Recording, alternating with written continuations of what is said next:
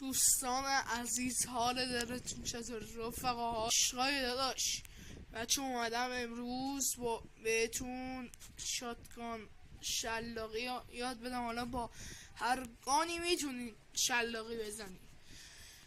بچه برای این مدل شلاقی شما باید کلاس پامپت داشته باشید و این نایف، حالا نمیدونم نایف چیه، این نایف چوبیه، میتونین نایف دیگه هم داشته باشین ولی با این خیلی آسان تره. بچه ها برای شاتگان شلاقی باید شما پامپدو خب تا نصفه پر کنی. ببین تا نصفه خب وایسا، تا نصفه خوبه. خب این که میاد بالا شما اینو میزنی اینو میزنی. دیدین بچه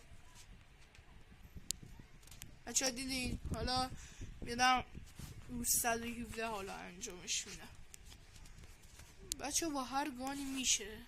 خب بچه دیدین با هر گانی میشه. برید حالشو ببرین. بچه یه ویدیو هم قرار بذارم، ولی اگه لایک های این ویدیو برسه به 45 شا و کامنتاش به 35 شا، بچه ویدیو درباره HS براتون میذارم، اچیومنت لوکاس برای مولتی یا بتل و اچیومنت DL، همه اینا رو براتون میذارم.